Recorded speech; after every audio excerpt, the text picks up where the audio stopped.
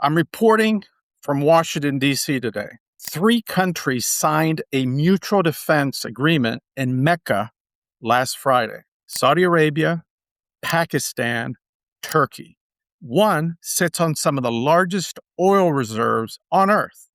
One has nuclear weapons. One fields one of NATO's largest military. 0 Americans.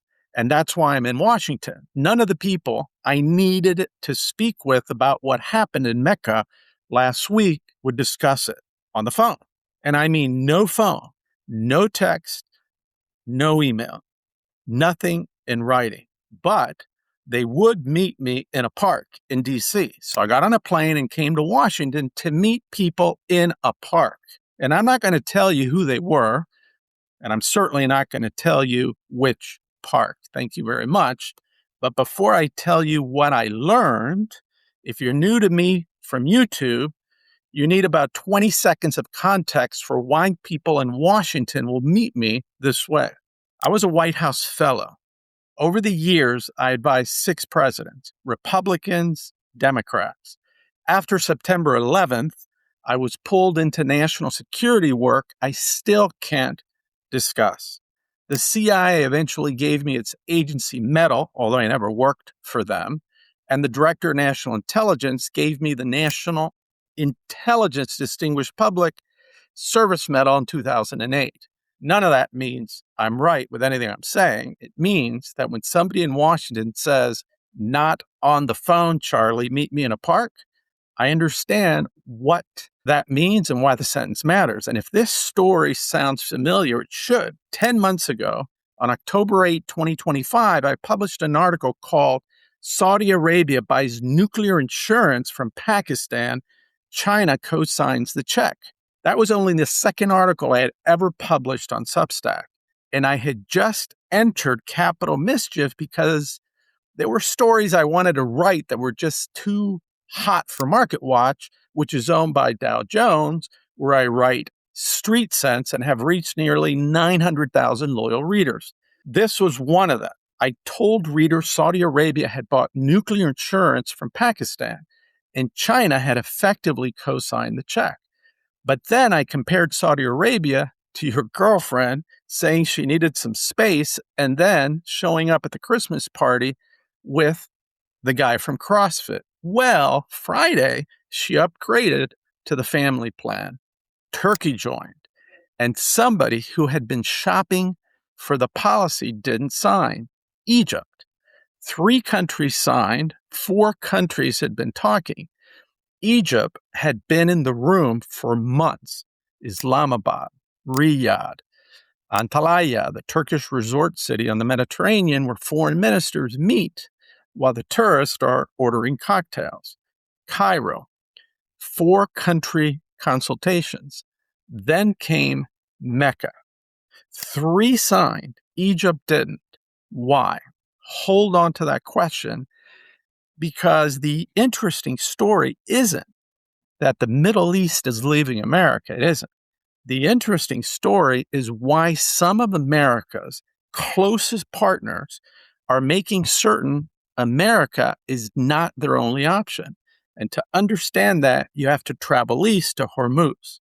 There's a comforting version of the Iran war. We hit Iran hard, killed commanders, destroyed infrastructure, degraded missiles, destroyed air defenses. Therefore, Iran lost. There's a problem. The first 4 things can be true without the 5th being true, and this is the second receipt I want to show you. On April 6, I published another Capital Mischief report. The headline was, "Warning, the general running Iran's war is a ghost. We want him dead. We can't find him.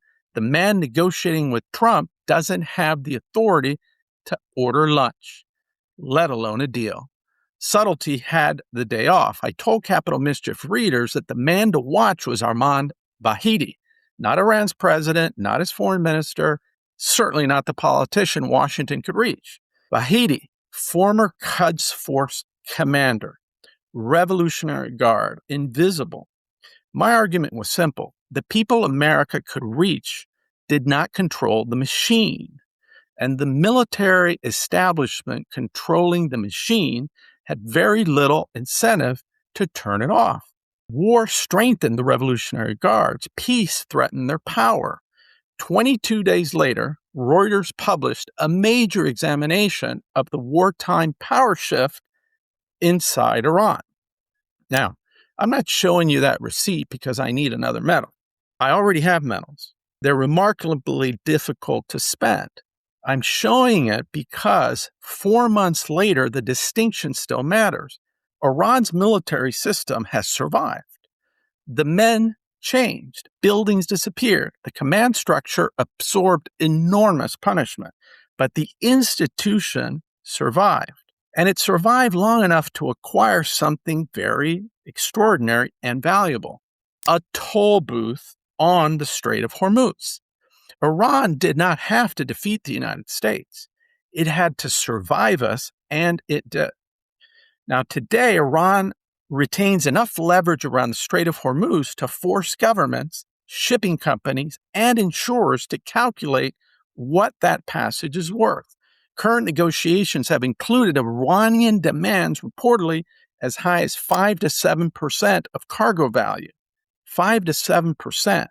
This isn't a harbor fee. That's like Tony Soprano shit, all right? Discovering maritime law. Now, before this war, roughly 20% of all LNG passed through Hormuz. So put yourself in Riyadh. America has aircraft carriers, bombers, satellites. We have cruise missiles, and we have the finest military on earth. And months later, Iran can still interfere with the artery your economy depends on. If you're China, at some point you stop asking, who won the war? And you start asking, who can still ruin my Tuesday? Well, I'll tell you who can. Iran can. That is the problem Mecca is trying to solve, not by abandoning America, by hedging it. Saudi Arabia isn't leaving us anytime soon, and certainly Turkey isn't leaving NATO. Pakistan isn't blocking Washington's number either. Egypt isn't firing the Pentagon. So keep the American insurance policy, sure, but buy another one, maybe a third. So this isn't divorce. It's concentration risk management with flags. And now we go back to Egypt. America remains Egypt's institutional military patron. Washington provides roughly $1.3 billion a year in military financing. That relationship is real and it's deep, and it's not disappearing. But from 2021 to 2025, Egypt was the 12th largest importer of major weapons in the world. The largest supplier was France, 39%. Germany was second, 30%. Italy was third, 18%. America didn't even make the top 3. Egypt didn't discover diversification on Friday. It had already been practicing it. And now China walks through the door in April of 2025. China and Egypt conduct their first joint Air Force exercise. China does not send a brass band. It sends J-10C fighters, KJ-500 airborne early warning aircraft, YY-20 aerial refueling tankers. Chinese military aircraft operating from an Egyptian airbase along the Egyptian Air Force. So that's not a Chinese trade delegation buying dates in Cairo. Those are fighters, guys. Then came December. Egypt's state-owned Arab Organization for Industrialization signs an agreement with China's state-owned Norinco Local Defense Manufacturing, including rocket-equipped drones. Buying a Chinese drone is called procurement. Building Chinese-designed military equipment inside Egypt is industrial integration. First, you train together. Then you build together. Then you follow the money like I'm doing. 2 months ago, China and Egypt expanded their bilateral currency swap. 18 billion yuan became 30 billion, roughly $4 billion of yuan capacity. The stated purpose includes increasing local currency use in trade and investment. This is how China operates their web. And we keep waiting for someone to roll a Saudi oil barrel onto television with a sticker reading price now in yuan. China is doing something much less theatrical: plumbing, a swap agreement, a settlement mechanism, another bank, another invoice. And then the dollar becomes slightly less necessary for the next transaction.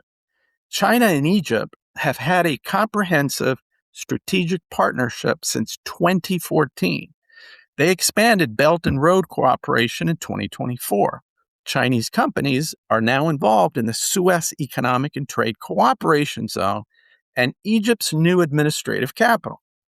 Last year, China and Egypt trade reached approximately $20.8 billion, and Egypt controls Suez. Put it on one sheet of paper: Chinese fighters, Chinese early warning aircraft, Chinese tankers, joint military exercises, defense manufacturing, 30 billion yuan, $28 billion of trade, Belt and Road Suez, okay? Those aren't theories. Those are the receipts, folks.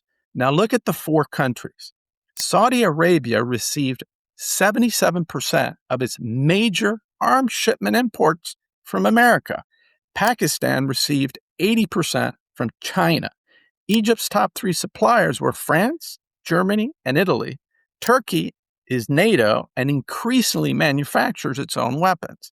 Four countries, four different arrangements. Now, they're not choosing China over America. No, they're choosing not to have to choose. That creates China's opportunity. Beijing doesn't need to replace the Fifth Fleet. It doesn't need to throw America out of Egypt. It doesn't need to build an American empire in the Middle East. Why pay for the whole restaurant when you can collect rent on the damn kitchen?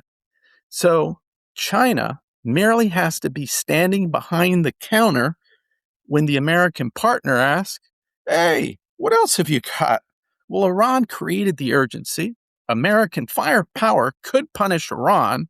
It did not erase the vulnerability. The Middle East responded by buying optionality. China is selling it big time. The Middle East is not moving from Washington's orbit into Beijing's orbit. It is building more orbits. So America remains at the center of many of them. But there's an enormous difference between being the largest supplier and being the only supplier with a monopoly. Now go back to the park. Nobody I met today thinks Saudi Arabia wakes up Chinese tomorrow. It won't.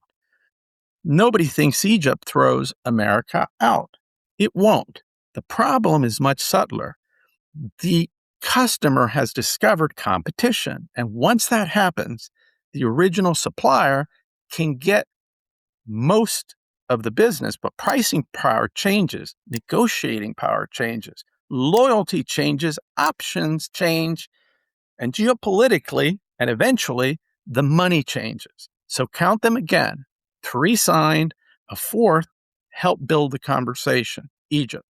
Iran's surviving military power helped create the demand. China didn't have to sign the agreement, all right? It didn't have to.